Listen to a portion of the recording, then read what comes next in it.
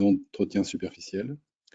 Juste un petit complément par rapport à la semaine dernière. N'oubliez pas que sur la note numéro 47 de l'IGRIM, tout à fait à la fin, il y a une bibliographie très détaillée de tout ce que vous avez à regarder en plus si jamais vous voulez avoir plus d'informations. Donc globalement, donc, les micros sont coupés. On a donc un petit, vous verrez sur le côté droit, là, vous avez ce qu'on appelle un chat. Enfin, c'est plutôt poser vos questions au fur et à mesure. Et donc, on verra les réponses comme on a fait la dernière fois, c'est-à-dire qu'on répondra peut-être directement à la fin de chaque présentation ou bien on répondra plus tard. Cette session est enregistrée. Et donc, je laisse la parole à Monsieur Didier Collin, donc de l'IDRIM, directeur général de... Merci François. Juste quelques mots pour introduire cette séance, parce que le plus important, c'est pas ce que j'ai à vous dire, c'est ce qui va se passer derrière. D'abord, je suis vraiment très heureux de vous accueillir tous aussi nombreux pour ce deuxième webinaire des cycles de 3 qui est co-organisé par donc nous, l'IDRIM, par Route de France et par l'ASFERB. Comme vous le savez tous, hein, pour l'IDRIM, la gestion patrimoniale des infrastructures, c'est vraiment un enjeu important. Enfin, c'est pour l'IDRIM parce que c'est un enjeu important pour l'ensemble de ces acteurs.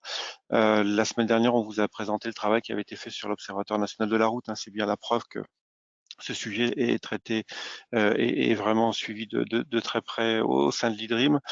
Et dans ce cadre de la gestion patrimoniale des infra, bien évidemment, l'entretien préventif est essentiel. L'objectif, comme on l'a vu la semaine dernière, c'est de dépenser juste la bonne quantité d'argent pour que le patrimoine routier ne se dégrade pas. Donc l'entretien préventif dans ce cadre-là est vraiment indispensable. Comme vous l'avez vu la semaine dernière aussi, il y a toute une tas de techniques disponibles. Hein. François vient de parler de la note d'information 47 qui les détaille.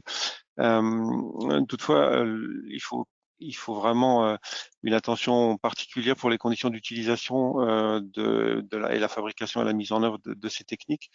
C'est de ça qu'on va parler maintenant. Donc, vraiment indispensable d'avoir un état de l'art actualisé et partagé sur l'ensemble de ces techniques. Et depuis plusieurs années, l'IDRIM là aussi travaille sur ce sujet-là et ça se traduit par un certain nombre de guides techniques pour lesquels on va rentrer dans le détail au cours de ce cycle. Donc l'objectif de ce cycle, hein, pour redire sans doute ce qui j'étais pas la semaine dernière, mais ce qui a déjà dû être dit en présentation générale la semaine dernière, c'est bien d'accompagner le développement de ces techniques d'entretien préventif, toujours dans cet objectif de mettre en place une gestion patrimoniale des infrastructures. Voilà, je ne veux pas être plus long. Nos experts, que ce soit de l'IDRIM, de Route de France ou de l'ASFERB, sont là pendant toute cette heure et la semaine prochaine pour répondre à vos questions. Je voudrais les remercier vraiment du temps qu'ils consacrent à ces trois webinaires. Une fois de plus, je vous remercie d'être aussi nombreux présents. Ça montre bien que le sujet est intéressant et concerne vraiment beaucoup de monde. Comme l'a dit François, l'ensemble des supports et des enregistrements vidéo seront disponibles à la fin du cycle. Donc, si vous en ratez un bout, c'est pas très grave. Et puis, je vais m'arrêter là. Je vais vous remercier vraiment tous pour votre participation. Puis, je vais laisser parler les spécialistes et rentrer dans le détail pour l'heure qui vient. Merci beaucoup. Merci Didier.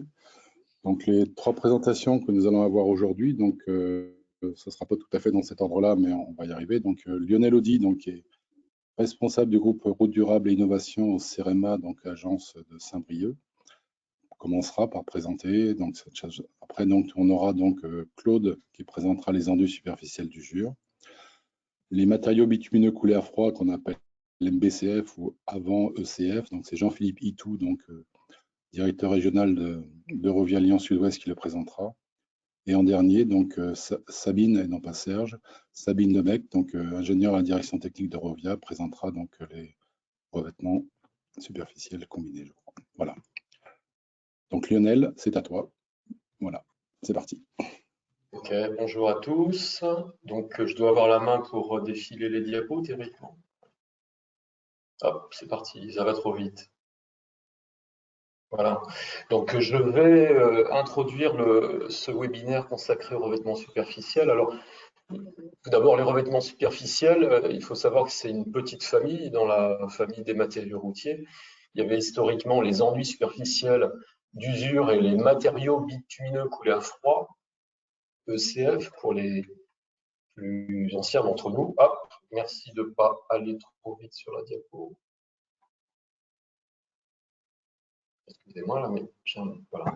Et plus récemment, en fait, cette famille s'est rallongée d'un membre avec les revêtements superficiels combinés, qui correspondent à une combinaison des deux premières techniques. Quel que soit le produit, ils ont un objectif commun qui est la protection de la route au travers de l'étanchéité qu'on apporte sur le support avec le liant et une protection de l'usager avec l'adhérence et la capacité de drainabilité des eaux de surface apportée par la composante granulaire. Le point commun, c'est bien sûr aussi d'entretenir et de préserver à moindre coût. Alors c'est sur les volets financiers et puis sur le volet environnemental que l'on permet effectivement, avec ces techniques-là, d'entretenir le patrimoine routier. Alors, la diapo suivante, ça va trop vite, voilà. Première caractéristique commune, c'est largement dans l'air du temps, c'est des performances environnementales qui sont très bonnes, qui sont liées bien sûr aux quantités très faibles de constituants utilisés, que ce soit le liant ou que ce soit la fraction granulaire.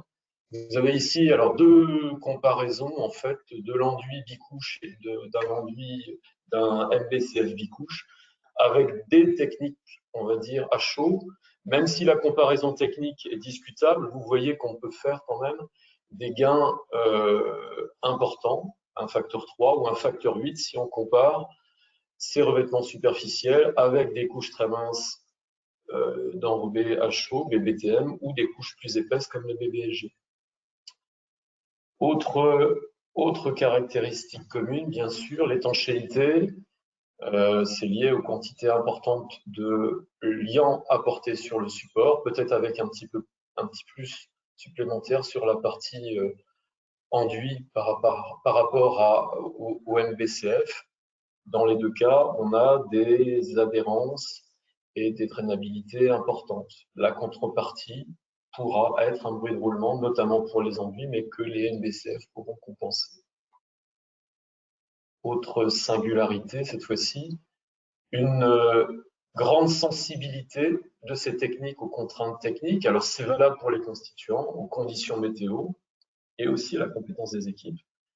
Une technicité en termes de formulation toujours plus grande au niveau des enduits, puisqu'il y a un exercice de formulation qui est à faire pour chaque itinéraire, pour personnaliser les dosages au support qu'on va revêtir. Et puis,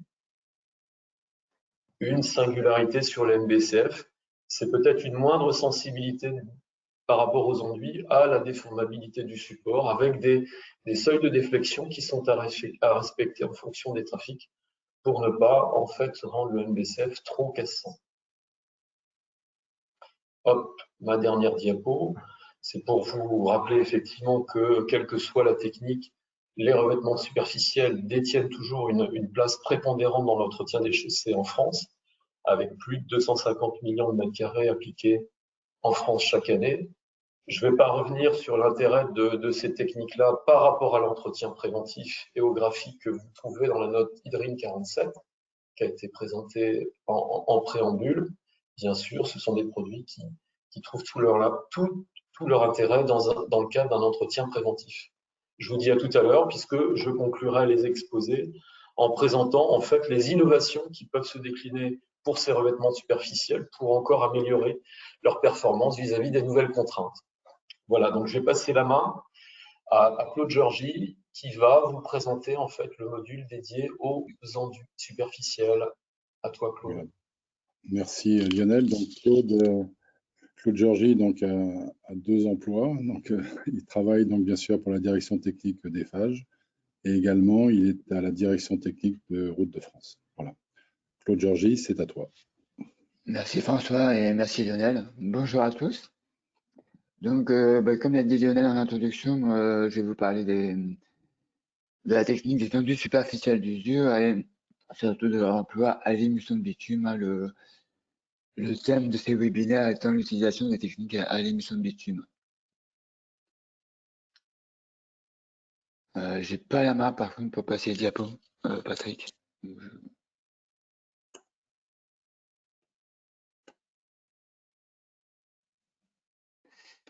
Essaye avec la molette de ta souris. Il n'y a pas de molette sur ma souris parce que c'est un clavier, enfin c'est un...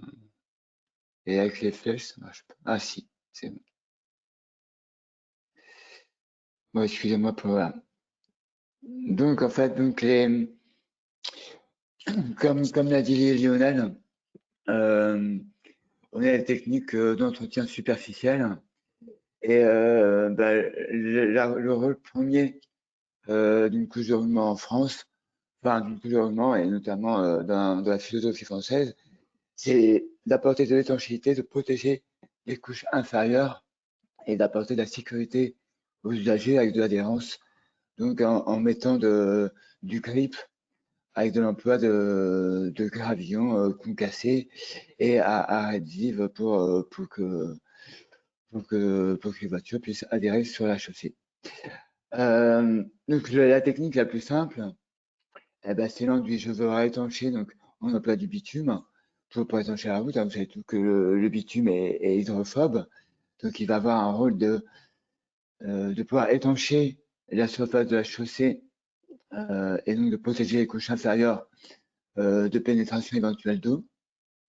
Donc bah, le plus simple, c'est d'apprendre une couche de bitume sous forme d'émulsion, dans le cas, on verra un peu plus tard qu'il y avait aussi des enduits au liant anhydre, c'est-à-dire sans eau, au bitume fluxé. Hein, c'est encore un peu le cas, mais la majorité des enduits maintenant, à près de 90%, se font à l'émulsion de bitume, ce qui permet en fait de mettre le bitume artificiellement dans de l'eau et d'avoir un produit fluide qui est facilement pulvérisable sur la route et pour former ensuite un film de bitume sur l'ensemble de la section à recouvert.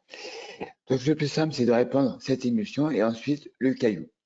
Donc on ne peut pas faire plus simple comme technique routière, c'est vraiment la technique de base et dans le schéma que vous avez vu tout à l'heure que Lionel a présenté et qui est présent dans la note 47, ça intervient vraiment au début des techniques d'entretien préventif, c'est-à-dire qu'on est là pour rétablir des propriétés de rugosité et d'étanchéité. C'est vraiment dès que votre fissure, dès que votre chaussée commence un peu à fissurer ou vos cailloux, les arêtes de vos cailloux un peu à s'émousser, eh ben, on remet une couche de liant et une couche de cailloux pour établir ces deux propriétés fondamentales qui sont l'étanchéité et la rugosité. Donc c'est vraiment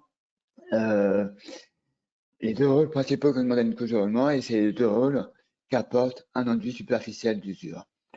Donc c'est une technique qui est très simple, donc qui permet un excellent rapport qualité-prix, des très fortes cadences et qui est aussi économe en ressources parce qu'on a vu, on travaille en film très mince. Le moins, bah, c'est qu'au jeune âge, il y a un rejet de gravillon. C'est une technique qui donne un revêtement relativement brillant et bien sûr, on a un revêtement superficiel, donc c'est pas structurant. Hein. On l'entend bien. Les techniques structurantes, vous les verrez la semaine prochaine dans le cadre de réalisation de mélange en plus forte épaisseur.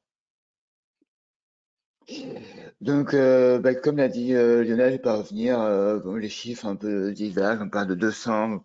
En 2019, on avait à peu près 160 millions de mètres carrés d'enduit avec, comme je dis, 85% de ces enduits à l'émission de bitume. Et si on regarde un peu de typologie de notre réseau routier, ben on voit que la très forte majorité de nos routes départementales et des routes communales, qui se passent très bien à la réalisation d'enduits superficiels pour leur entretien. Je ne sais pas si ça a été dit la semaine dernière, mais aussi l'émission de bitume, de manière générale, c'est vraiment un savoir-faire français. Hein. Ça développe de plus en plus, bien sûr, dans le monde entier, les techniques à l'émission, mais il y a un savoir-faire français sur cette technique-là. Et sachez que, bon, pas seulement sur les enduits, mais sur l'ensemble des techniques à l'émission, plus de la moitié des émissions fabriquées en Europe sont fabriquées en France. Donc il y a vraiment une expertise dans ce domaine dans notre pays. Donc les enduits, c'est des revêtements relativement stables, mais qui sont aussi, petite parenthèse un peu qualité, soumis au marquage CE, soumis à des procédures qualité et à la mise en place d'un système qualité pour pouvoir les appliquer. Et donc, dans les appels d'offres, on peut faire référence à différentes classes d'enduit de classe A, B ou C qui vont être en fait, qui vont correspondre à différentes classes de performance sur la macrotexture, le liant utilisé, s'il va être bitume pur, enfin, à l'émission de bitume pur ou à l'émission de bitume modifié, et au niveau des gravions aussi utilisés avec des propriétés mécaniques. À chaque fois, en classe A, on est les propriétés les plus élevées, que ce soit sur le niveau de macrotexture des gravions utilisés ou des liants utilisés, jusqu'à classe C pour des trafics plus faibles, des routes de campagne, des chemins communaux, des choses comme ça. Donc, dans les CCTP, vous pouvez faire appel à différentes classes d'enduit en fonction du trafic et de la section que vous voulez recouvrir d'un enduit. Pardon. Alors les enduits, bon, j'ai un peu simplifié au début pour vous donner la définition. Hein. Grosso modo, c'est la réalisation de la pulvérisation d'une couche d'émulsion suivie d'une couche de gravillon. Ça, c'est l'enduit le plus simple, c'est ce qu'on appelle le monocouche ferme gravillonnage. J'ai une couche de liant et une couche de gravillon. Mais en fait, il y a différentes structures d'enduit en fonction de la typologie du support et du trafic de la section qu'on va vouloir traiter. Et il y a différentes structures d'enduit que la profession a développé. Donc le monocouche dont je vous ai parlé, qui est le plus standard et qui suppose un support homogène et des trafics quand même relatifs. Enfin, on peut aller jusqu'à T2, mais enfin T3 c'est pas mal. Après un monocouche au-dessus, ça va mieux faire par exemple un monocouche de gravillonnage avec un petit gravillon qui va pouvoir caler les gros gravions et donc permettre l'emploi de plus forts trafics. Jusqu'à des enduits bicouches, où on met 2 couches de liant et 2 couches de gravillon un peu en sandwich, qui permet là vraiment de pouvoir s'adapter sur des supports hétérogènes. Et comme on met 2 couches de liant, vraiment sur des supports aussi poreux, d'avoir une très bonne étanchéité. Et après, à l'inverse, on peut avoir des supports déjà très riches en liant, très ressuants, sur lesquels on va plutôt préconiser des monocouches pré-gravillonnées avec la première couche de gravillon qui va être là pour absorber un peu l'excès de liant qui est déjà présent sur le support avant la réalisation, on va dire, de la monocouche par-dessus. Donc voilà, donc différents types de structures d'enduit qui vont s'adapter au trafic et au type de support qu'on va traiter.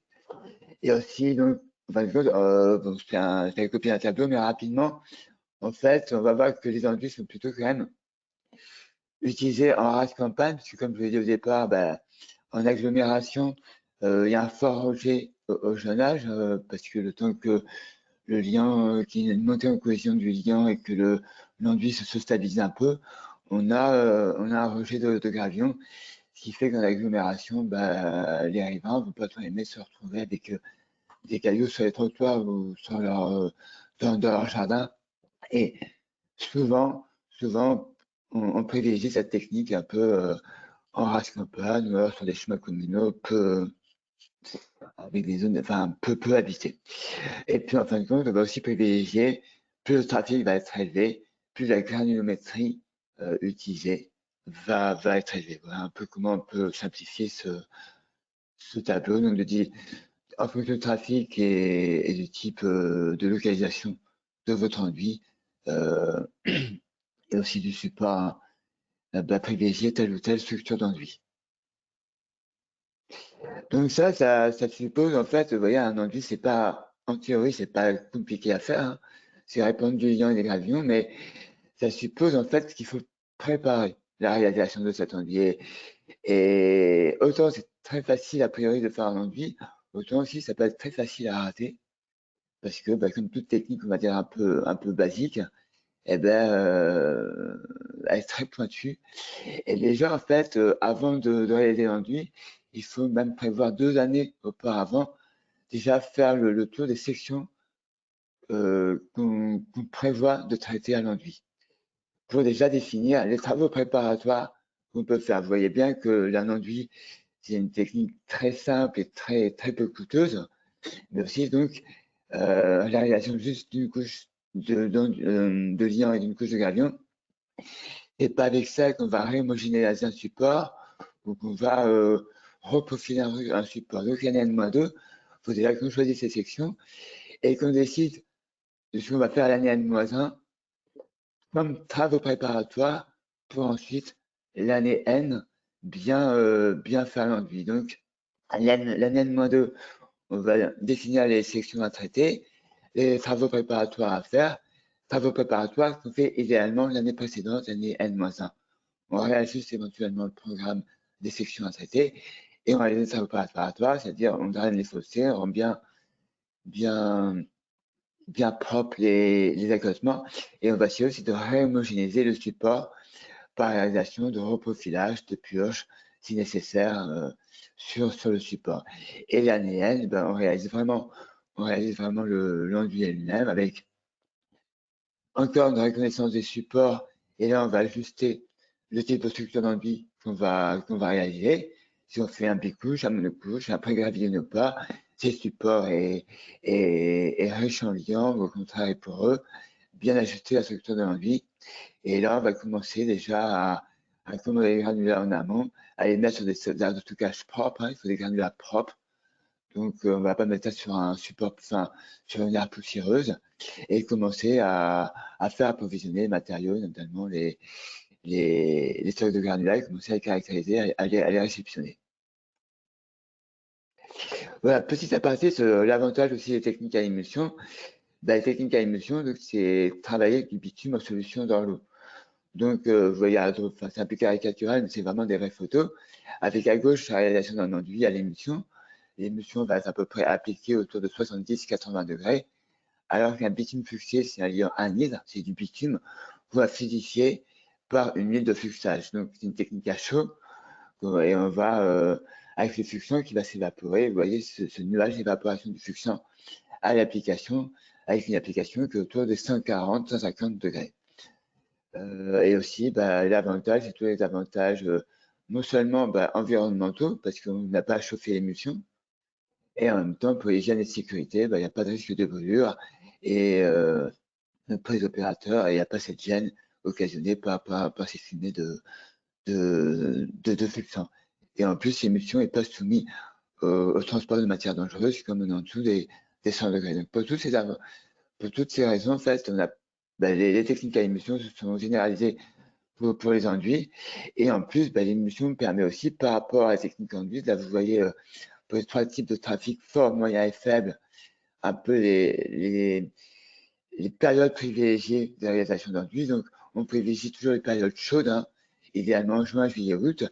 Mais à l'émulsion de bitume, par rapport au liant anhydre, au bitume fluxé, comme les conditions peuvent être un peu plus humides ou un peu plus fraîches, on peut gagner un peu et faire des enduits même au mois d'avril jusqu'à septembre pour des trafics assez faibles. Voilà. Donc, pour conclure sur cette technique, c'est vraiment une technique largement utilisée, qui est vraiment très bien adaptée à l'entretien préventif en régénérant les propriétés d'étanchéité et de rugosité de nos chaussées, donc économique, environnementale. Et en plus, même si c'est une vieille technique, on continue, enfin une vieille technique dans le sens qu'elle est utilisée depuis très longtemps, les entreprises continuent d'évoluer et on fait maintenant des enduits de faible granulométrie, par exemple de 4, qui permet de corriger un peu l'aspect bruyant et ça donne vraiment un très très bel aspect. Je vous montrerai des photos sur le dernier slide, mais ça donne vraiment des enduits vraiment d'un très bel aspect et du coup va rendre emploi aussi vers des zones, on va dire, plus urbaines. Il y a les enduits de haute adhérence, on va utiliser des gravions avec des très fortes propriétés mécaniques, avec des usures, des propriétés d'usure très hautes, avec par exemple de type bauxite, qui nous permet de traiter certaines zones d'action d'hydrogène, par exemple des entrées de virage ou des pentes, à des enduits de haute adhérence avec des matériaux, par exemple, de type bauxite. Et aussi, on peut faire pour étendre l'utilisation des enduits sur le type de support un peu plus bas, notamment des supports un peu fissurés, utiliser l'emploi de fibres sur les enduits. Donc, c'est la photo que vous voyez là. Donc, c'est un appareil un peu spécial, c'est encore assez peu répandu, mais ça se développe. Et en dessous, vous voyez la réalisation d'un enduit de 4. Ça donne vraiment un revêtement très fermé, très beau, très homogène. Et donc, voilà, c'est des techniques qui, malgré leur vécu, ne cessent d'évoluer et qui, dans le cadre actuel d'optimisation des coûts et de respect de l'environnement, se développe de plus en plus. Voilà. Je vais passer la main à Jean-Philippe pour parler des OCF maintenant. Pas tout de suite, pas tout de suite. Lionel, nous avons deux questions. Là. Je réponds à la question de M. Charpentier, si c'est ça la question. Tu peux le faire en direct ou? Oui, je vais écrire qu'il n'y a pas de souci particulier sur la durabilité d'un monocouche sous simple gravillonnage en 6-10, dans la mesure où on maîtrise la viscosité de l'émulsion. Comme toutes les techniques en monocouche, il est important d'avoir une bonne viscosité qui va faire un bon sertissage du gravillon. Après, vigilance particulière dès qu'on est en émulsion de bitume modifié, puisque c'est un des petits critères qu'il faut vraiment surveiller en priorité. Mais pas d'enjeu particulier. J'ai plein d'exemples de MHT 6-10 sur des trafics importants, y compris en Bretagne. Il y a une deuxième question, c'est quelle est la durée de vie d'un bicouche pour un trafic lourd T3, T2? Alors, il y a plus lourd que du T2. J'ai aussi des bicouches qui ont plus de 10 ans d'âge sur des RN réalisés sur des supports qui sont homogènes. La grosse question, c'est le choix du liant et la performance du liant qui fera la durée de vie. Les caractéristiques des gravillons sont a priori aussi à regarder, mais on a des trafics forts qui permettent de maintenir des enduits au-delà des 10-15 ans. Ouais. Très bien. Il y a une autre question, la dernière, c'est le gravillon bauxite a-t-il un bon collage avec une émulsion dite classique? Alors, moi, je ne l'ai pas pratiqué, peut-être nos collègues vont pouvoir répondre. La bauxite est généralement associée à des liants plutôt de type résine pour des zones vraiment dédiées à une adhérence extrêmement bonne. L'adhésivité avec une émulsion de bitume, je pourrais pas répondre comme ça. Si ça matérialise il n'y a pas de souci. Ouais. En fait, tu as raison, hein, c'est souvent utilisé avec des résines type époxy et tout, et donc ça fait des coûts relativement élevés, des bauxite coûte cher, et ces résines aussi, donc c'est vraiment sur des zones vraiment très ponctuelles, très accidentogènes, des entrées de virage, des courbes, des choses comme ça. On va faire ces enduits-là. Mais on a déjà réalisé des enduits avec des bitumes modifiés et notamment avec des émulsions latex, on a des très bonnes adhérences sur la bauxite. De toute façon, ça s'emploiera toujours soit avec des résines, soit avec des émulsions de bitume modifiées, ne serait-ce que par l'utilisation de ces revêtements-là qui sont sur des zones à fort cisaillement et accidentogènes. Donc, ça sera toujours avec des liens très haut de gamme. Bon, il y a d'autres questions, on les prendra tout à l'heure pour Jean-Philippe. On reprendra les deux. Bonjour à toutes et à tous. Je vais échanger, très heureux aujourd'hui d'échanger avec vous sur la technique de revêtement superficiel que sont les matériaux bitumineux coulés à froid. Bon, je vais vous présenter tout d'abord le produit. Donc, c'est un revêtement superficiel qui est préparé et appliqué in situ à l'avancement de l'application. C'est un mélange de granulats d'eau, d'émulsion de bitume et d'additifs. Dans la terminologie, pour être précis, dès que le grand D du sable utilisé est supérieur à 4 mm, on parle de matériaux bitumineux coulés à froid. Et quand le grand D est inférieur à 4 mm, on emploie le terme de coulis bitumineux. Donc la formulation des matériaux bitumineux coulés à froid, c'est un mélange de granulats qui sont sous forme de recomposition d'un fuseau granulaire, dont les granulométries les plus usuelles sont des 0,4, 0,6 et 0,10. On trouve aussi également sur le marché français une granulométrie intermédiaire 0,8 qui permet de répondre à certaines particularités. Il est positionné donc dans ce cas-là dans un compromis macro-texture bruit entre le 0,6 et le 0,10. Les fuseaux peuvent être continus ou discontinus. Les matériaux bitumineux coulés à froid peuvent être fabriqués avec des émulsions de bitume pur ou de bitume modifié, là aussi en fonction du niveau de performance souhaité.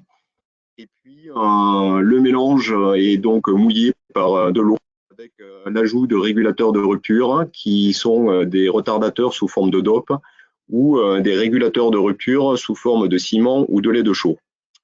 Enfin, pour garantir la macrotexture dans le temps, les matériaux bitumineux coulés à froid comprennent également un ajout de fibres. Au niveau de la caractéristique principale des matériaux bitumineux coulés à froid, la remise en circulation de ce produit est quasi immédiate puisque on peut remettre en circulation entre 15 et 30 minutes. Il y a un large choix au niveau de l'adhérence en fonction des granulométries que je viens de vous présenter, qui sont souvent des compromis macrotexture et bruit. Les matériaux bitumineux coulés à froid sont imperméables au sens routier et leur niveau sonore donc permet d'avoir des gains par rapport au niveau plus bruyant que sont les enduits superficiels d'usure et plus bruyants par contre que les enrobés à chaud. Quelques ratios ici d'idées de consommation de produits au mètre carré en fonction de la granulométrie. Donc plus la granulométrie du grand D du sable utilisé est importante, plus le kilotage du produit appliqué au mètre carré est importante. Les performances que l'on peut attendre des matériaux bitumineux collés à froid sont régies par une norme qui fixe les conditions d'application du marquage CE qui date d'octobre 2008. Et comme vous l'a présenté Claude au niveau des enduits superficiels, il existe 3 classes de performance pour les ECF. Depuis la classe la plus qualitative que sont les ECF de classe A, à la moins qualitative que sont les ECF de classe C, et qui, comme pour les enduits superficiels, sont donc définis en fonction des évaluations visuelles de défaut que l'on vise au niveau de la macrotexture visée à 1 an, et ainsi que les qualités des différents constituants qui rentrent en jeu au niveau de la fabrication des produits. Il existe une note de l'IDRIM numéro 21 qui, en fonction des classes de trafic et des natures de support, vous permet de fixer le niveau d'exigence de la classe de performance requise pour le CF. Vous avez ici dans ce tableau très synthétique les différentes possibilités de positionnement de la classe de performance des ECF. Au niveau des usages, les usages des matériaux bitumineux collés à froid sont essentiellement pour redonner soit de l'adhérence, soit de l'imperméabilisation au support, avec une troisième vertu de ces techniques qui est de réhomogénéiser le revêtement de surface. Donc, dans la note IDRIM numéro 47 de septembre, dont on a largement parlé lors du premier webinaire, vous trouverez ici comparativement entre un ESU et un matériau bitumineux collé à froid, quelles sont les attentes que l'on peut avoir d'une technique par rapport à l'autre de manière comparative. Et il est assez intéressant de noter, vous avez ici quelques ordres de grandeur des durées de vie escomptées, des ordres de grandeur des coûts en fonction des techniques monocouches et bicouches, mais vous trouverez également les limites d'emploi de ces deux techniques. Je vais y revenir. Au niveau de la mise en œuvre, donc les ECF sont appliqués avec une seule et même machine qui est à la fois une usine de fabrication de matériaux à l'émulsion mobile et une machine d'application. Vous y trouverez donc la nécessité de pouvoir stocker tous les produits nécessaires à la fabrication avec des stockages d'émulsion d'eau et de granulats, ainsi que les régulateurs ciment, chaux et fibres. Et derrière, vous avez la partie d'application du produit en sortie de malaxeur de l'usine. Vous avez un malaxeur, à la sortie du malaxeur, un traîneau avec des vis de répartition et une bavette de lissage qui permettent d'étendre le produit sur la chaussée. Vous verrez ici quelques photos de machines de la profession et vous voyez dans les photos du bas le traîneau qui, sur la photo de gauche, permet de voir les vis de répartition qui étalent le produit, qui est donc un produit liquide en phase de répandage et qui est lissé par la bavette. Et dès que la rupture de l'émulsion est faite, c'est-à-dire au bout de quelques minutes, vous avez un produit qui est cohésif et qui visuellement se traduit par un changement de couleur qui passe donc d'une couleur marron, qui est la couleur de l'émulsion de bitume, à une couleur noire dès que l'émulsion est rompue. Vous avez deux types de parcs de machines sur le marché français aujourd'hui, des machines latérales et des machines frontales. La machine latérale est plutôt une machine qui est positionnée sur le marché des chantiers de moyenne importance. La nécessité de cette machine est d'aller faire les pleins de ses stocks le plein de ses réservoirs sur un stock, ce qui fait que dès que les réservoirs sont vides, la machine doit arrêter l'application et repartir sur stock. Donc, ce sont des machines employées sur les programmes de voirie communale, voire intercommunale, ou voire petit RD. Et les machines frontales sont des machines qui sont utilisées sur des chantiers d'importance plus conséquente, type chantier autoroutier ou 2x2 voies, ou RD de première catégorie, puisqu'elles sont approvisionnées en continu, tel que l'est un finisher dans les techniques à chaud, par des camions qui approvisionnent le sable en continu, les seuls arrêts d'application étant liés à la fin du niveau d'émulsion dans le réservoir de la machine. Vous avez sur cette slide les cadences que vous pouvez escompter. Ce sont des cadences équivalentes monocouches faites par jour. Donc on peut vraiment aller sur de la très haute cadence sur les matériaux bitumineux coulés à froid. Ces machines sont des usines mobiles et comme toutes les usines mobiles, elles ont des programmateurs et qui leur permettent de préenregistrer des formules qui ont été vues en amont par le laboratoire. Et donc, il y a un asservissement du débit des organes de la machine pour pouvoir doser de manière fiable tous les ingrédients nécessaires à la constitution du produit. Les domaines d'emploi. Les MBCF peuvent être utilisés sur tout type de voirie, de la plus petite voirie communale, urbaine, à tous les types de RD, RN et autoroutes. Ils peuvent être utilisés en BAU, en piste cyclable et en parking. Ils peuvent avoir des usages plus différenciés en traitant des zones accidentogènes. Ils ont un domaine d'emploi aussi un peu moins connu, mais qui mérite d'être exprimé ici en couche d'accrochage dans des enrobés à chaud, puisque leur rupture étant rapide, on peut faire une couche d'accrochage avec un ECF et le remettre en circulation avant l'arrivée d'une équipe différée d'enrobés à chaud. On peut les utiliser aussi en colmatage de bébés drainants. Et puis un nouveau domaine d'emploi qui est très, très intéressant en aménagement urbain pour les nouvelles mobilités en différenciant les zones de circulation piétons, cycles, voiries avec les revêtements colorés. Les limites d'utilisation des MBCF, bien sûr, ces produits qui ont quand même une certaine rigidité ne suppriment pas la remontée des fissures, ils ne reprofilent pas les supports et ils ne renforcent pas. Par rapport à un enrobé, ils sont compétitifs sur le plan économique. Ils ne nécessitent pas, sauf cas très particuliers, de couches d'accrochage. Pas besoin non plus d'engravure ni de découpe d'extrémité. Ils sont mis en surépaisseur puisqu'un ECF monocouche est sur une épaisseur de l'ordre du centimètre à 1,5 cm.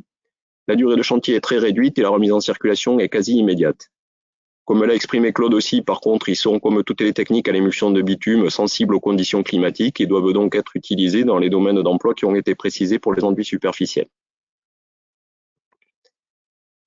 Les avantages par rapport à un enduit superficiel, ils ont un aspect qui est beaucoup plus proche d'un enrobé à chaud parce qu'ils ont beaucoup moins de rejet de gravillon, ils sont moins bruyants que les enduits superficiels et surtout on peut les décliner aussi dans la gamme de couleurs. Toutefois, ils acceptent moins bien les supports déformés qu'un enduit superficiel, car c'est un revêtement plein qui est donc moins souple à la déformation. Le domaine d'emploi plus singulier des MBCF colorés. Les MBCF colorés peuvent donc être utilisés dans les gammes de couleurs les plus classiques étant les ocres et les rouges, en domaine d'emploi piste cyclable ou cheminement piéton, ou dans les domaines de bandes latérales, accotement, différenciation de voies multi-usages, mais également en parking. Voilà, en conclusion, les matériaux bitumineux coulés à froid sont une technique de revêtement superficiel qui est un bon compromis entre l'enduit superficiel et l'enrobé à chaud. Si j'osais la comparatif, vous avez l'avantage économique de l'enduit superficiel et un domaine de performance qui ressemble sur l'aspect final à un enrobé à chaud. Merci de votre attention. Merci Jean-Philippe. Deux questions. La première question, c'est, excuse-moi, suite à un MBCF, donc une fois qu'il a été appliqué, doit-on pratiquer un rabotage ou peut-on appliquer un nouveau MBCF par-dessus? Alors les deux. Donc si on est sur donc vous avez dans la Naughty Dream numéro 47 des exemples qui ont été donnés de durée de vie pour des ECF monocouches et bicouches. Donc quand on est arrivé à la fin de vie d'un premier ECF bicouche, il est possible de remettre un deuxième ECF bicouche. Par contre, effectivement, quand on sera au bout du cycle de 2 applications de MBCF consécutifs, là, il faudra passer à une technique de rabotage. Il y a une deuxième question, plus chimie et liée au bitume. Maintenant, la même vitesse de montée en cohésion aujourd'hui depuis l'abandon des bitumes Ninas. Alors, ça a été un des grands enjeux de la profession depuis 2015. Donc après, on va dire deux années un petit peu difficiles dans la profession, quoi, pour pouvoir expérimenter toutes les nouvelles formulations des émulsions. Ça a été compliqué pendant 2 ans, mais aujourd'hui, oui, on peut dire que cette étape-là est passée, elle est derrière nous. Et aujourd'hui, oui, on a des vitesses de montée en cohésion qui sont équivalentes à celles qu'on pouvait avoir avec le Ninas. Dernière question, c'est quelle est la largeur minimale d'application par machine? Alors, ça dépend des outillages qu'ont les différentes entreprises, mais je sais que pour les ateliers que je connais, on peut descendre jusqu'à des largeurs d'application de 70 cm, ce qui est quand même déjà très peu large. Alors, il y a une question qui était tout à l'heure sur les enduits superficiels, mais peut-être que tu peux y répondre également. C'est quelle acceptabilité pour la circulation des vélos, donc en enduit superficiel et aussi en MBCF, je pense. Alors là, la réponse est peut-être pas tout à fait la même en termes des deux techniques pour l'acceptabilité vélo. Pour les ECF, comme il y a très peu de rejets, je pense que l'acceptabilité pour les cyclistes est vraiment très facile puisque l'aspect et la rugosité de surface d'un ECF est tout à fait compatible avec l'usage de cycle. Au niveau des enduits, passer la phase, je dirais, de mise en place de la mosaïque de l'enduit et donc pendant la phase de rejet, là forcément il y a une phase un petit peu délicate pour l'acceptabilité cycliste, mais dès que cette phase de mise en place de la mosaïque est terminée et que le balayage a eu lieu, le revêtement est tout à fait compatible avec le confort du cycliste. Très bien. Et dernière question, comment sont obtenus les MBCF colorés?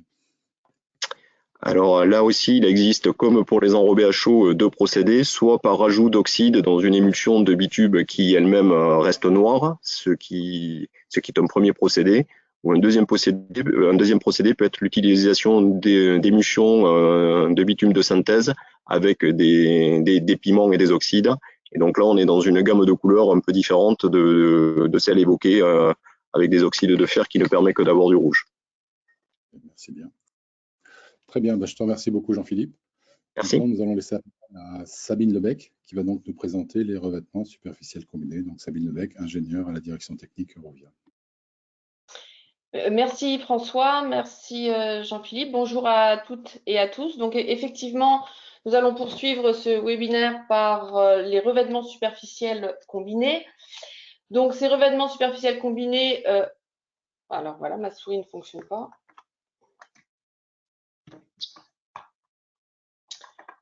Ah, voilà, excusez-moi. Donc les revêtements superficiels combinés, autrement appelés RSC, sont une nouvelle offre finalement dans la gamme des revêtements superficiels. On les a vus apparaître sur le marché français il y a déjà quelques années. Et aujourd'hui, cette technique est proposée par la plupart des entreprises routières. Donc les RSC, c'est un complexe qui associe dans un premier temps donc un enduit superficiel de formulation un petit peu spécifique, on le verra plus tard, et un matériau bitumineux coulé à froid. À noter que ces revêtements superficiels combinés ont fait l'objet d'une note d'information IDRIM publiée en janvier 2018 et que les informations que l'on va partager avec vous aujourd'hui sont fondamentalement issues de cette note. J'ai vraiment un petit souci. Donc, si on rentre dans le détail et le principe de ces RSC, on l'a dit, une première couche d'enduit qui est un enduit monocouche simple gravillonnage, souvent 6-10 ou 10-14. Et par contre, la spécificité de cet enduit, c'est qu'il est à maille ouverte. Alors, maille ouverte, ça veut dire qu'on va doser les gravillons 6-10 ou 10-14 à des dosages inférieurs que ceux habituellement préconisés et utilisés dans les enduits superficiels d'usure. Pourquoi créer cette maille ouverte sur les RSC? Afin de garantir d'une part la bonne répartition du MBCF entre les granulats de l'enduit et de s'assurer de la bonne imbrication de l'ECF dans la couche de l'enduit. La deuxième couche est constituée donc du MBCF, de formulation, je dirais classique dans ce cas-ci, souvent additionnée de fibres et de granulométrie 0,6 voire même 0,4 dans certains cas. Alors pourquoi choisir la technique des RSC par rapport à d'autres revêtements superficiels? Le fait de combiner une couche d'enduit superficiel et un MBCF permet aussi de combiner les avantages de chacun des produits. On connaît tous parfaitement, et on l'a déjà dit, Claude l'a déjà dit lorsqu'il a parlé des enduits superficiels d'usure, ces derniers ont une bonne adaptabilité à la déformation des supports. Donc, c'est leur point positif. Par contre, on sait qu'ils sont un peu plus fragiles aux efforts de cisaillement et ils présentent une certaine macrotexture qui peut engendrer un certain niveau de bruit de roulement qui peut être un inconfort pour les usagers et les résidents. Donc, en associant une couche de MBCF à cet enduit superficiel, on vient améliorer également la tenue de ce complexe aux efforts de cisaillement et on améliore de ce fait le confort de roulement de ce complexe.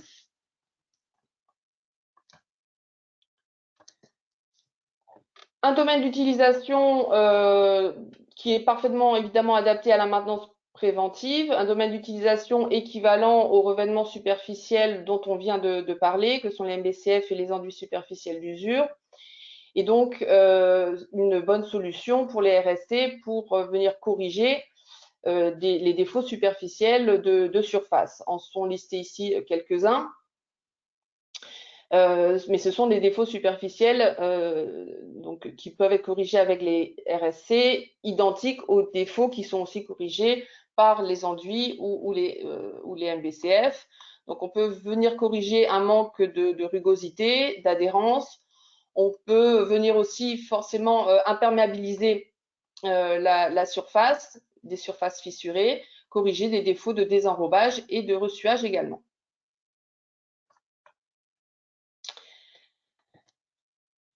Comme les revêtements superficiels, les RSC restaurent les caractéristiques de surface, les conforts de roulement, permettent de diminuer, on l'a dit, les bruits de roulement, d'assurer l'imperméabilisation. Et je m'arrêterai peut-être un peu plus longtemps sur la garantie d'une macrotexture dans le temps.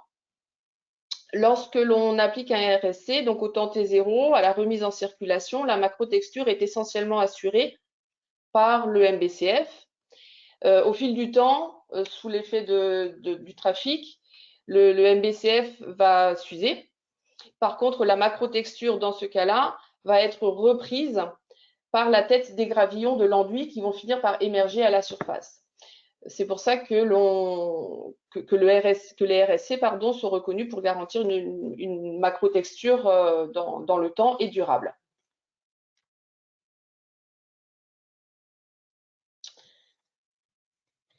On l'a dit, les RSC ont une fonction d'imperméabilisation de la chaussée. Ici, dans le tableau, est illustrée cette fonctionnalité.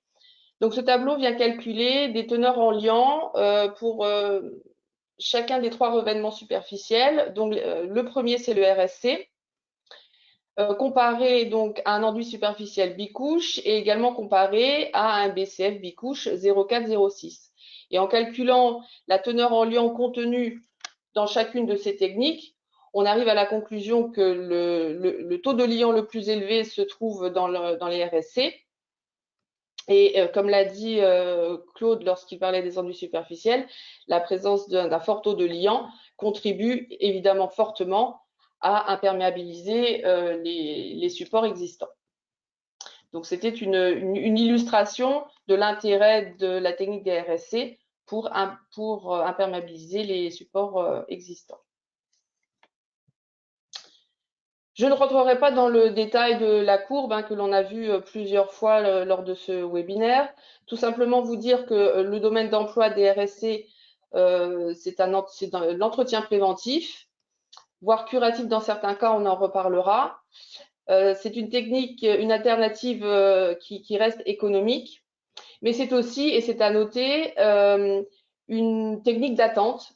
En effet, les RSC peuvent être appliqués sur des supports un peu plus fatigués, toutefois sur des trafics très faibles, et à ce jour donnent de bons résultats comme technique d'attente et donc qui permettent de ce point de vue-là de différer des travaux plus importants.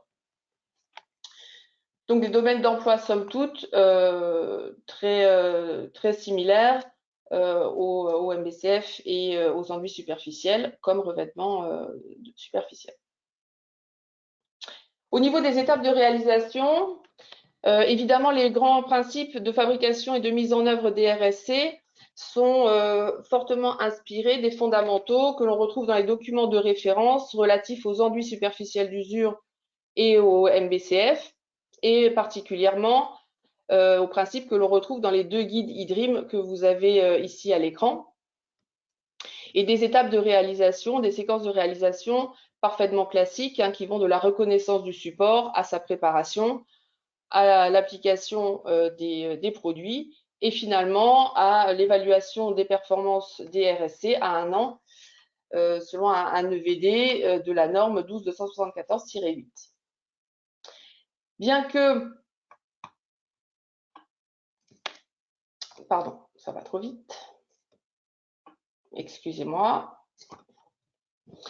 Bien que les principes de mise en œuvre des RSC soient très similaires à celui des enduits superficiels et des MBCF, il faut quand même noter quelques points spécifiques au RSC et notamment au niveau de la mise en œuvre de l'enduit. On l'a vu, une maille granulaire ouverte sur l'enduit qui est voulue puisqu'on souhaite fortement imbriquer le MBCF dans cette maille granulaire. On comprend donc aisément que au jeune âge, la circulation sur cet enduit va être délicate et elle est donc fortement déconseillée. Il est donc préconisé de réaliser ces 2 couches idéalement dans la même journée pour éviter toute remise en circulation sur l'enduit. Au niveau de la mise en œuvre des MBCF, c'est une mise en œuvre conventionnelle et classique, mis à part le fait qu'on préconise quand même un compactage du MBCF pour venir enchasser correctement ce MBCF dans la maille de l'enduit superficiel. Et une remise en circulation de 30 minutes à 1 heure après la fin de la mise en œuvre. Alors, il est important quand même de ne pas considérer que les RSC sont une simple superposition d'un enduit superficiel et d'un MBCF. On l'a vu, chacune de ces couches a une formule spécifique et cette formulation spécifique permet au RSC d'atteindre les performances attendues. Donc c'est un produit à part entière et c'est pourquoi on préconise un seul applicateur pour ces 2 couches dans le RSC afin de garantir et de maîtriser la mise en œuvre et les formulations spécifiques sur ce procédé. Quelques exemples de réalisation avec des images. Donc 3 réalisations, le Mont Ventoux, une opération de maintenance sur la RN2 et un entretien sur la 23. Le Mont Ventoux réalisé en 2015, donc avec des dosages sur l'enduit de 1,7 km² pour l'émulsion et comme annoncé, hein, un sous-dosage en gravillon pour assurer l'ouverture de la maille granulaire. Un enrobé coulé à froid mis en œuvre 2 heures après la mise en œuvre de l'enduit superficiel. À noter un dosage de 17 kg au mètre carré qui est sensiblement supérieur aux 12-13 kg au mètre carré pour un 0,6 annoncé par Jean-Philippe.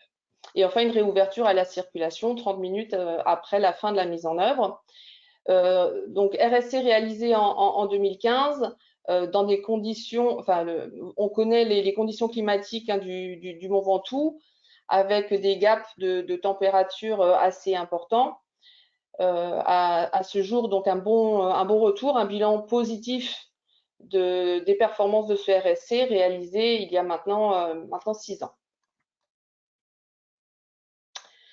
Deuxième exemple sur la RN2, donc avec un trafic un peu plus élevé, donc 15% de camions sur 6400 véhicules par jour, principalement un support fissuré avec des zones d'arrachement localisées, réalisé en 2019 avec des formulations que vous voyez affichées dans la bulle, donc des formulations classiques pour un RSC. Encore une fois, un comportement satisfaisant sur ce niveau de trafic, évalué à 2 ans. Et pour preuve de la satisfaction, d'autres sections sur cette même RN2 ont été réalisées en 2020 et 2021. Enfin, pour terminer, le dernier exemple, l'autoroute A23 entre Lille et Valenciennes. Donc, un trafic là pour le coup plus important de 2000 poids lourds jour.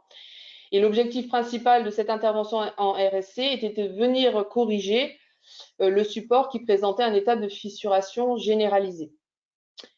Ce chantier, cette section a été suivie, évaluée pendant 6 ans et à ce jour, pas de remontée de fissures notable sur cette section. Donc un bilan globalement très positif.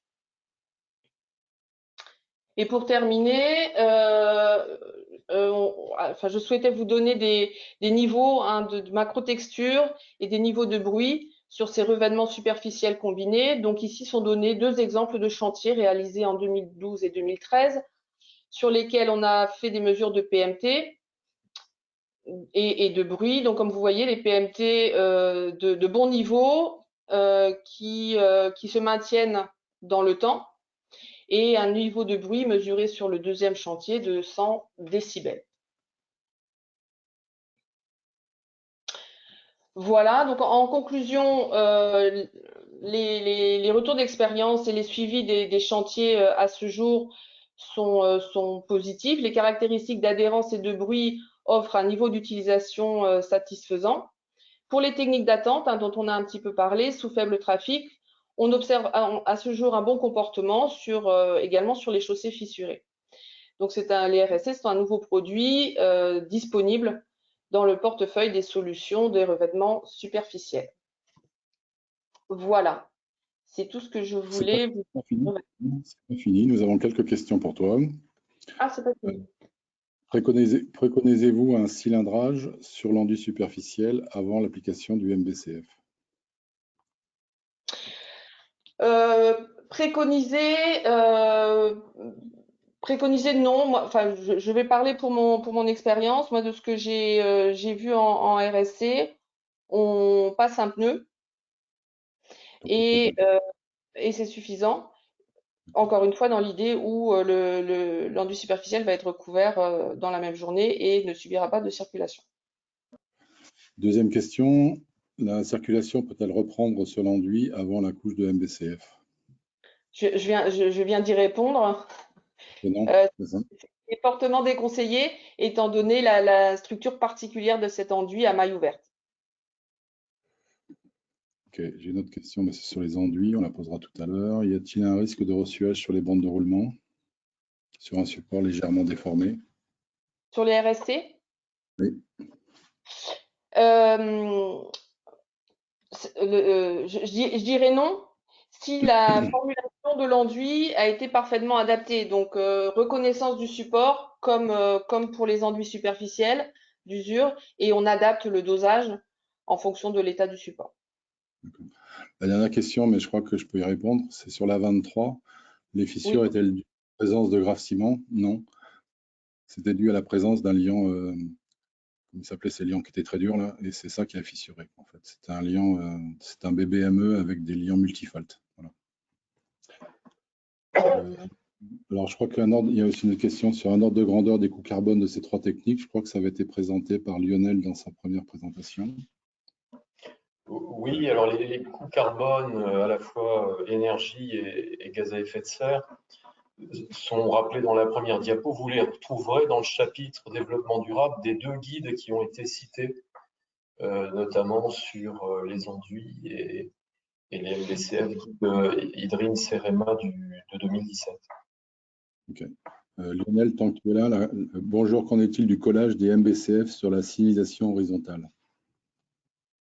Des MBCF sur la signalisation horizontale, tout va dépendre de la signalisation. Toute signalisation un peu épaisse en résine, c'est un peu fatal à l'application d'un revêtement, que ce soit un enduit ou un MBCF, puisque on va avoir un comportement très différent qui va réapparaître d'ailleurs à la surface du revêtement qu'on va appliquer. Généralement, les signalisations, on essaye de les effacer à minima. Pour des signalisations plus légères, la plupart des techniques arrivent à les assimiler néanmoins sans préparation plus conséquente. La question, c'était quelle est la sensibilité de ces techniques en fonction du contexte de la route, virage, couvert forestier? Je pense que ça, c'est principalement lié à la façon de dimensionner les enduits. On l'a évoqué tout à l'heure. C'est vrai qu'il y a un petit avantage sur les MBCF pour tout ce qui va être cisaillement, parce qu'on est sur une notion d'enrobé, de mastic. On a moins sur les revêtements superficiels, sur les enduits superficiels, sachant qu'il y a il y a des techniques qui résistent néanmoins au cisaillement. Tout va dépendre du choix de la structure et surtout des caractéristiques du liant utilisé. Et une autre question, c'est quid des MBCF sur graves non traités? Alors, on ne les pratique pas beaucoup, mais les MBCF sont des techniques qu'on va retrouver. Alors, peut-être plus sur des recyclages en place ou des choses qui sont assez souples au jeune âge. Je vais laisser mes collègues parler, plus spécialistes. J'avais répondu dans le chat, là, effectivement, s'il y a ce type d'usage dans une piste cyclable neuve notamment, peut-être une recommandation, c'est de faire un enduit de scellement sur la G1T avant application de l'MBCF. Des imprégnation, seulement. D'accord, très bien. Et il y avait une dernière question pour toi, Jean-Philippe, également. Que pensez-vous de l'utilisation d'un MBCF en anti-remontée de fissure avant un béton bitumineux semi-grenu? C'est possible, c'est des procédés qui existent en entreprise, c'est des formulations bien sûr spéciales pour l'MBCF, en sachant que ce sont là des émulsions qui sont dans ce cas-là fortement modifiées avec des dosages en fibres qui sont qui sortent vraiment des dosages des MBCF traditionnels. Mais c'est des procédés qui ont été testés au laboratoire d'Autun, donc oui, c'est un usage qui est possible, Okay. Alors, il y a la question qui est relative à celle qu'on vient de parler sur MBCF, sur GNT. En quoi consiste un enduit de scellement? Un enduit de scellement, c'est un enduit qui vient protéger une surface fragile au jeune âge. Typiquement, on en a sur les retraitements en place. C'est des enduits monocouches qui sont là pour faire durer cette surface dans l'attente d'une couche de roulement définitive qui vient quelques semaines après. Très bien. Il y a une question qui me gêne un peu. J'ai remarqué que pour beaucoup d'entreprises, le compacteur à pneus est interdit. Par contre, quelle autre solution? Ça me paraît étonnant parce que le compacteur à pneus est interdit. Alors, je vois pas, je pense que c'était le 5 tonnes par roue qui était interdit, mais le 3 tonnes, il marche toujours, je crois. Hein, non? Ouais, tout à fait. Ok. Très bien. Ben, écoutez, on a presque terminé les questions. On vous demande encore quelques minutes d'attention donc pour la présentation et la conclusion de Lionel Audy du CEREMA. Oui, merci. Alors, on va faire vite parce qu'on va peut-être arriver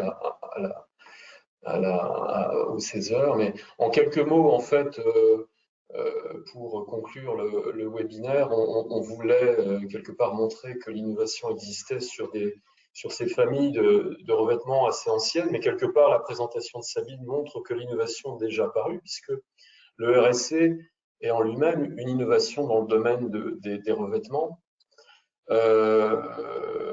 Alors l'innovation, elle est nécessaire pour effectivement intégrer justement une résistance au trafic, un trafic plus fort, et puis aussi à des variations de qualité, variations plutôt à la baisse de qualité des constituants, notamment sur les liants et les bitumes, le changement climatique, voire des contraintes sur les aspects sanitaires. Donc l'innovation, c'est un sujet sur lequel le CEREMA s'implique en appui à l'échelon national de la politique d'innovation du ministère. Tout le monde se rappelle des chartes innovation et plus récemment, un certain nombre des entreprises qui ont fait des présentations sont impliquées, comme beaucoup de maîtres d'ouvrage, dans des innovations qui sont réalisées dans le cadre du comité innovation route et rue, du CIR. Et puis, on est aussi impliqué à l'échelon local en appui direct des maîtres d'ouvrage. Je voulais juste terminer, si j'ai la main, mais décidément, ça va beaucoup trop vite.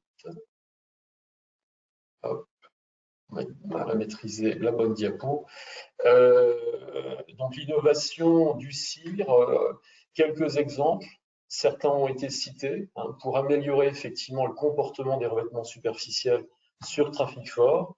On a les RSC, notamment ceux qui peuvent être fibrés in situ et qui permettent soit de s'accommoder d'un support un peu plus hétérogène, soit effectivement d'un trafic fort.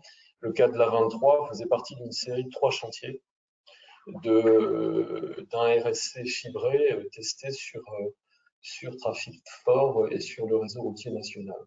On a aussi alors des techniques minces, qui ne sont pas forcément intégrées dans la famille des revêtements superficiels, mais qui Ils sont très très voisins. C'est les bétons bitumineux à l'émulsion ultra mince qui peuvent aussi être testés sur le trafic fort. Il y a des expérimentations en cours en ce moment et on se rapproche un petit peu des fonctions recherchées au travers des revêtements, c'est-à-dire minceur et puis adhérence, voire étanchéité quand ces produits sont associés à une bonne couche d'accrochage.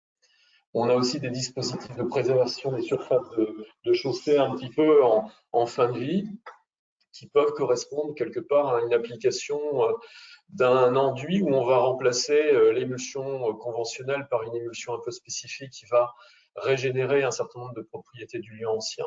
Et on pourrait aussi remplacer les granulats ou les gravillons par une fraction sableuse qui va constituer un mastic. Et tout ça pouvant effectivement stabiliser des enrobés ouverts, des drainants et des BBTM, notamment sur trafic fort, et redonner un cycle de vie à ces techniques. On a aussi, comme innovation suivie dans le cadre du CIR, des nouveaux fluxants qui peuvent effectivement, on va dire, additiver des émulsions de bitume pour enduit superficiel, parce que même si on y met beaucoup moins de fluxants que dans la technique BF, qui a été citée par Claude, on a toujours besoin d'un peu de ces huiles pour améliorer le comportement du liant en début, en fin de saison. C'est vrai, si ces fluxants n'ont plus de phase de risque pour les salariés, c'est très bien. Et si en plus ils améliorent le comportement, on va dire, mécanique de l'enduit, c'est encore mieux. Des nouveaux polymères, justement, là aussi, pour essayer de pallier des fois aux faiblesses ou à l'hétérogénéité des qualités des bitumes purs. Ça, c'est des choses qui sont aussi testées. Et puis, oui, on a évoqué depuis le début la sensibilité des techniques à l'émulsion aux conditions climatiques, etc. Il y a des procédés qui sont aussi évalués pour mieux maîtriser la rupture et donc limiter les effets de plumage sur les enduits superficiels.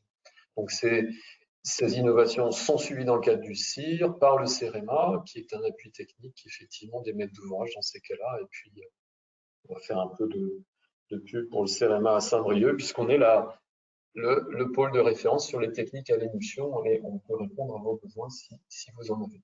Voilà, merci. Très bien, merci Lionel pour tous ces commentaires. Il y a quelques questions qui ont été posées, on y répondra directement là parce qu'on vient de dépasser le temps. Mais ça a été quelque chose. Donc merci à Lionel. Et maintenant, vous savez que vous pouvez appeler Saint-Brieuc sans problème. Ils ont tout ce qu'il faut pour vous répondre à toutes vos questions. Vous savez également que l'IDRIM, donc sur son site, a donc plusieurs publications qui existent et qui présentent donc ces différentes techniques. Merci à Claude pour les enduits superficiels d'usure. Merci à Jean-Philippe Itou pour les MBCF. Et un grand merci à Sabine pour les revêtements superficiels combinés. Comme je vous l'ai dit, donc tout ça est enregistré. On aura, comme on a la liste de tous ceux qui se sont inscrits, tout sera envoyé pour avoir accès à l'ensemble des présentations et également à tout ce qui a été enregistré. Je vous donne rendez-vous pour ceux qui sont intéressés par tout ce qui est plutôt structurant maintenant à base d'émulsion, donc les bétons bitumineux à l'émulsion, les graves émulsions et les retraitements en place. Vendredi prochain, même heure, même chaîne. Merci beaucoup de votre participation et nous vous donnons rendez-vous à la semaine prochaine. Merci bien.